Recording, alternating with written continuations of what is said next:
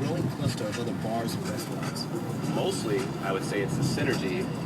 If Market Garden Brewery was here by itself, we would do a fraction of the business we do.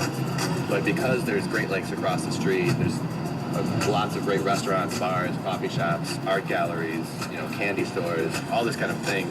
People don't say, oh, I'm going to go down to Market Garden Brewery. They say, we're going to Ohio City.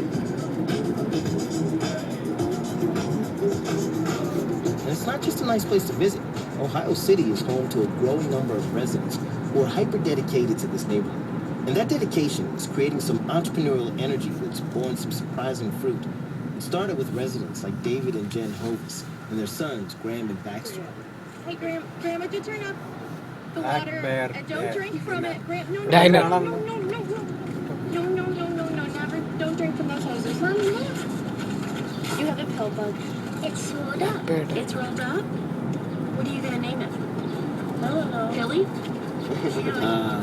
Family life. The familiar chaos of a young family on a Saturday morning.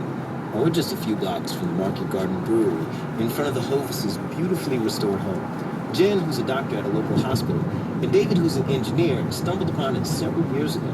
I paid more for a car than we paid for this house. Well, because it was condemned and it had a big hole in the roof. My wife and I were looking for something a little bigger than what we had. This was a little bit bigger than that.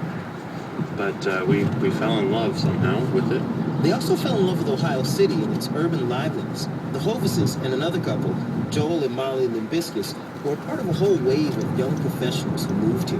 But most couples would only stay until kids came along. Before they get to kindergarten, they're looking for their exit strategy.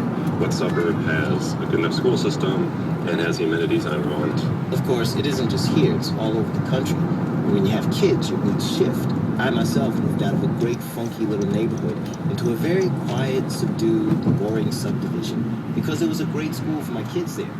But both the Hovis and Limbiscus families didn't want to do that. They wanted to stay, even though the public schools around here just weren't cutting it. And Molly Limbiscus says there was only one private school that they really liked. But the waiting list is very long. This year it's over 100 children, so many families don't get in, and there's selection based upon demographics. So we're in a demographic that doesn't have priority. Now, the Limbiscus family and the Hovises knew they weren't alone in their concerns about finding a good school for their kids.